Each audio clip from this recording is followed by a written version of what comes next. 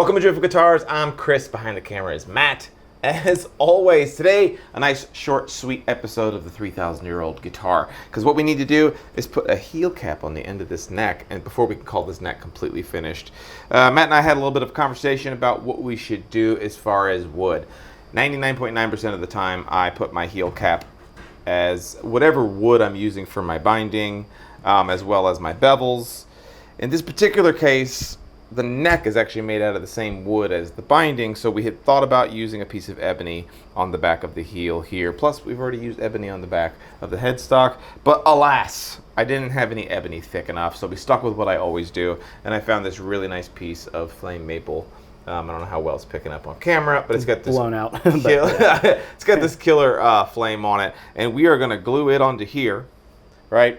And then we're going to make it so that it fits onto this body really nice and flush and looks super good on it. Some of you guys are going to be screaming in the comment section that, oh, why didn't you do this way earlier on in the neck build? And you're completely right. I always forget to do it until now. The easiest and best way to do this is to put your heel cap on earlier on in the build process. But if you do that earlier on, when you do the flossing with the sandpaper right here, and you're doing your pooling, which you remember from like 3 episodes ago, you'll mess up the gap on the back of the heel. So you do want to hold off on putting the heel on until the neck is fit. So it's kind of a, you know, what does Matt always say, 6 1/2 dozen the other. Yeah, it's kind of the same thing.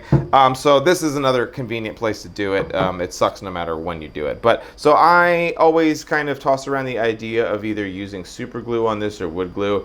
I have, in a pinch, glued my heel cap on with super glue. Problem is, once again, super glue is very brittle, and if, you know, years down the road that guitar were to get banged onto the heel, that little shock could make that heel cap pop off. So it is better to either use an epoxy or some wood glue. So we're gonna put some wood glue on here, and that's pretty self-explanatory, right?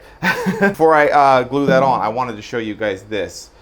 So let's put the neck back on here, and we can see how much of a gap we have right here. There's probably, I don't know, 1/2 inch right there, right before we get to the end. It's up to you to decide how thick do you want your heel cap to be. I've done them so that they come all the way out completely flush for people who play way up the neck, because it just, you know, makes it so that it's all one smooth operation right there. I've also make them sometimes so that they butt up against the binding. In this case, I'm kind of splitting the difference. I'd say this one here is just under 1/4 of an inch thick. So I do want to make sure that my heel caps always cover up the leading edge of the binding, because I don't want there to be a gap right there where you can see the wood and the binding. So just something to think about. And before you glue your heel cap on also, you want to make sure, for sure, that this is perfectly flat and at the exact angle that you want it to be at. So don't like get glue on there and then realize you haven't done those steps yet, because you're going to be in trouble. So yeah, we're going to use some wood glue and get this thing clamped on. What I like to recommend to people at this point, when you go to glue this heel cap on, don't put a whole bunch of material hanging off this way, because you're going to have to remove all that. So get it as close to the edge as you can. You want to make sure that it is overhanging though. Don't try to go flush, because then you're going to have a gap. So kind of split the difference, but as little overhang as you can get away with on this. And we're going to see if we can get these little clamps to do the thing. Look at these. This is my first time using these little guys. Matt was like, why don't you try those little StewMac ones? Coming in clutch. Because all the other clamps I was going to use were so wide that I wasn't able to get very many on there. But this is letting me get my clamps on. Look at this. It's like a little bunny rabbit. Hey. Okay, that's looking super good. We're gonna let that sit for about 45 minutes and we'll come right back to you. We interrupt this programming to tell you guys a little bit about some of the products that we sell. One of them being this awesome paint handle. For those of you that are maybe respraying a guitar or following along with one of our builds, and you're looking, how can I hold my guitar while I spray it? We have the solution. Check these guys out. We have them in a link down below, as well as our fret caddies that we've started selling. And these are awesome for refrets or just general guitar maintenance. You put your loose frets inside of here, your bridge pins here, and any sort of metallic hardware that you have inside of there, just to help keep your workbench organized. So check those out. We do have links down below, and we'll ship them today. Okay, heel cap, glued on, looking good. Now, if you're into it, you could just leave it like this, you know. It's like a spoiler for your guitar. You check out the downforce. Yeah, well, get you quicker around the Nürburgring. So what I like to do at this point is to lop it off with this little what's this, a pool saw. I love this little thing. Once again, the shills for StewMac, but this thing is just awesome. It's their little fret cleaning one, and I find so many uses for it. Yeah. So what I like to do is get this thing in the vise and basically use this saw as a flush cut. And I'll come right in here, get this guy right up against it, and then I'm gonna give it about, I'd say, a 15-degree angle. Do the same to the other side.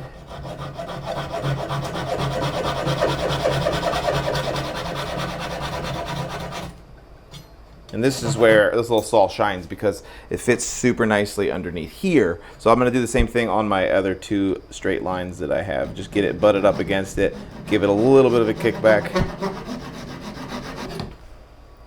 Looking good, feeling good. So now we've got it roughed into place, and it actually looks really nice. It's kind of nice because this piece of maple is a lighter color than this one, so we still get a nice pop on it. Something if you're looking to add a little bit more pop to your heel cap, and this applies to the headstock overlays as well, but I know that LMI sells them, and you can get them online, but they're like little, like, I think 0.5 millimeter thick veneers, and you can get them just black. And a nice way you can make this pop is that you could glue this piece of maple down to the black veneer, and then glue that whole assembly onto here, and you'd get this nice black line right between the two to make it pop. So just something to think about. At this point, what I like to do to get all this really cleaned up is to switch over to some sandpaper, and we're gonna take that and just refine all these little angles here and make it look really nice and get it tied in really smooth with the back of the neck. So let me just get a little sanding stick. Okay, sanding sticks. We had to have brought these up at least once, right, in our video series here? Oh, yeah. You guys got some scrap wood and some adhesive back sandpaper. Just glue sandpaper to things, and you'll find all kinds of uses for it. I think Matt and I have been using the same sanding stick for like 3 years at this point. I think I got like 60 grit on there that's now worn down to 10, or worn down to 400. But yeah, what I like to do is take this and get a little bit more of an angle on it. This is just the aesthetic that I like. So you know, your mileage is gonna vary on this one. And we're gonna take this guy and knock it all down. And I'm gonna take that angle until it just kisses the actual neck wood. So that looks really good. And here's how you're gonna get this angle transferred over to the other one. I'm gonna keep my hand exactly how it is, and I'm just gonna come over here, and I'm gonna do that one. That way we can kind of be sure that we're gonna get the same angle. You could try to do this with a file, but this is where sandpaper is gonna shine. I'm just trying to get the spine of it like lined up perfectly with the original spine on the neck. There it is. And then I'm gonna take the same thing and do that to both sides.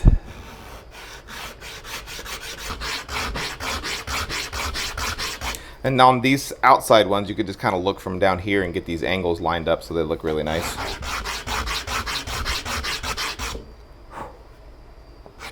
Yes, that looks super good. And then I'm gonna take the sandpaper, and just to make sure everything's nice and flush, I'm just gonna run it along the sides here until we get that intersection just perfect.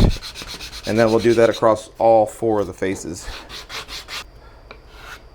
We're gonna get it like 99% of the way there because we're gonna do just a little bit, obviously finessing of all this stuff right before it goes into the paint booth. But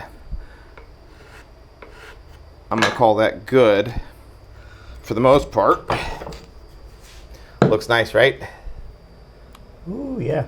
Yeah, that looks great. So it looks nice. That's just the look that I've gotten over the years, right? So we kind of, the heel comes up just a little bit. I find that looks nice and elegant on an acoustic guitar, so it comes down slightly up, and then we kick back down here. So the last thing that you got to do, and this is the part that's tricky, obviously up until now, it's pretty self-explanatory. But what happens now is, obviously, we have all that overhang, and we now have this big old gap back here. So we have to remove the material just on the heel cap and try not to remove any material off of the actual underside of the neck heel, because that's why we spent all that time getting it dialed in super good. So you just have to be really careful with this step. And the first thing that I like to do, you could just go ahead at this point and start working with some sandpaper in here and flossing that out. But I actually preemptively come in here with a chisel and remove a good chunk of this material right here. So I'm gonna grab a super sharp chisel and show you how I do that. I'd say this is probably 1.5 millimeters of overhang on this particular one. Are we getting, how much is sticking up there? It's so hard for this focus stuff. So I don't want to come too low, but I'm actually just going to come right up against here, and we're just going to start removing a little bit of material here. What I'm going to do, just so that you guys can see better what I'm doing, I'm not going to remove it perfectly flat like this. I'm going to kick my chisel up like this, and I'm going to remove material from the inside mostly. And I'm not going to run my chisel all the way through. I'm going to run to like most of the way and stop. If I go all the way through, there's a good chance I'm going to blow some of that out. So I'll go this way, and then I'll come this way to finish it off. Things to think about as you do this. This is like super figured maple, and I'm going against the grain, so it's like you have to have a super sharp chisel. So now so I didn't go all the way through, I'm gonna spin it around this way, and we're gonna meet it from the other side, just so we don't blow out all that grain. If you're using plain wood or plastic, obviously, you're gonna be a lot better off. Okay, it's getting a little too close for comfort for me, but so I removed a bunch of material there. You can see how much closer it is, at least especially on the inside. It's ramped up. It's all janky looking here, and that's totally fine at this point. So I need to get my vacuum clamp moved over here so that we can floss it with some sandpaper. I'll show you a good way that you can do this without risking too much of damaging the cheeks of your neck real quick.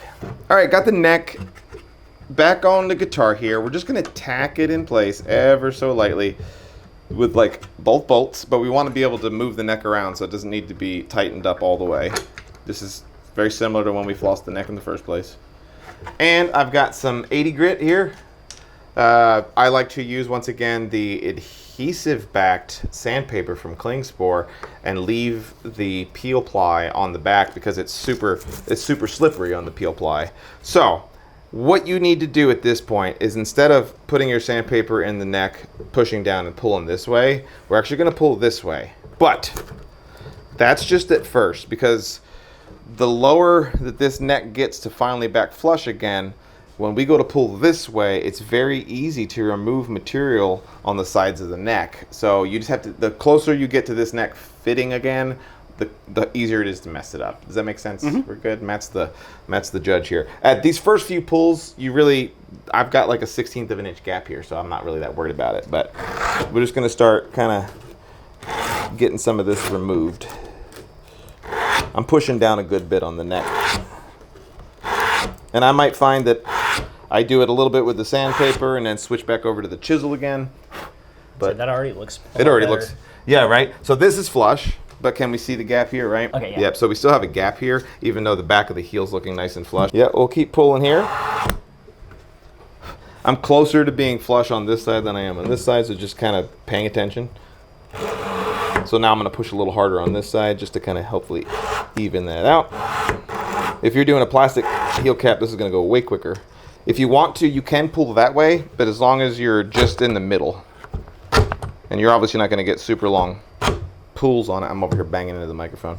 You're not going to get super long pulls on it over here. Looking really nice. So now what I'm doing, now that we're getting really close, we're probably, I don't know, 32nd of an inch.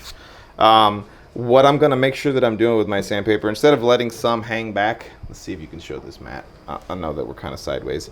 If I were to pull right here like I was, there's a chance that I'm going to remove material right here. I'm exaggerating, obviously. So what I'm going to do now when I'm pulling, I'm going to make sure that I'm just underneath that heel cap. Okay. So that I don't remove material there, because then it turns into a whole mess. So just think about that as you get closer. This becomes just a little bit more cumbersome at this point. And don't be afraid to switch out your sandpaper to something fresh. So we're getting super close on this side. So I'm actually just gonna do some pulls on the one side, just to help even that out. If you're doing the pulls this way, don't let the sandpaper come up to the side. You don't want to do that, because then you're going to start changing your neck angle. I'm only removing material from the heel cap when I do this. So now it's back to even again, so I can probably just give it 1 or 2 nice pulls this way.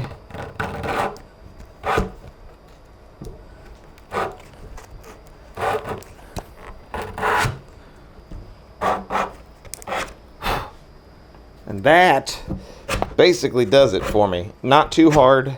I did it way quicker than you're gonna do it, hopefully, if this is your first time doing it. But what I'm gonna do now, I'm gonna go ahead and tighten that neck up and I'll show you how it all looks. And because you're not really gonna know 100% until everything's tightened up. I feel some slight pressure. Now turn your head and cough. Exactly. Okay. Let's get her. Right? It's looking really nice, huh?